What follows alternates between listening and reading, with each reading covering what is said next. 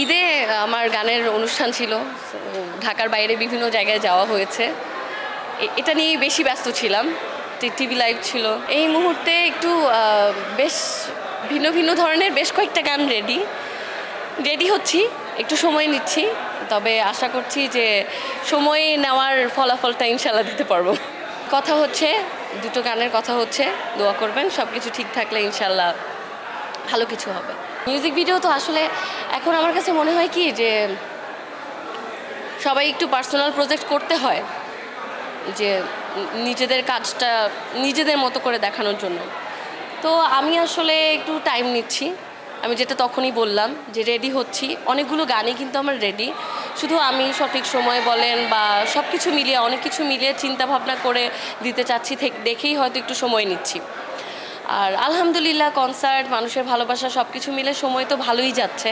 তো আমার মনে হয় যে তাড়াহুড়া না করে সময় নিয়ে ভালো কাজ দেওয়াই ভালো। এখনও পর্যন্ত আমার কখনো এটা মনে হয় নাই, আমার মনে হয় না যে আমাকে অভিনয় পাবেন।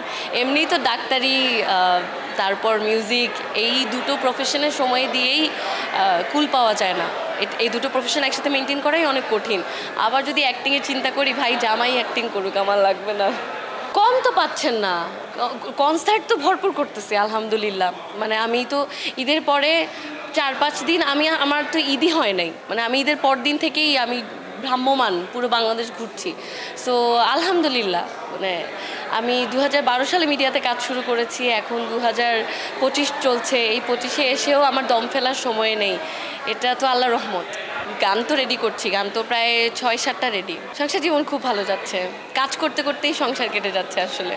ঈদে না, ঈদে আসলে খাওয়াই বেশি হয় আমার, কারণ সারা বছর এত ব্যস্ততায় কাটে। তো ঈদের দিনটা আমাদের জন্য, ঈদের দিনটা অ্যাটলিস্ট ছুটির দিন, তো ওই দিনটা একটু আরামে থাকার চেষ্টা করি আর কি। আমাকে আপনারা যেভাবে ভালোবেসে এত দূর পর্যন্ত নিয়ে এসেছেন, আপনাদের প্রতি অশেষ কৃতজ্ঞতা। এভাবে আমার সঙ্গে ভালোবেসে থাকবেন, আমিও চেষ্টা করব ভালো ভালো কাজ উপহার দিতে, দায়িত্বশীলের মতো কাজ করতে। আর দোয়া করবেন, বাংলা গানের সঙ্গে থাকবেন।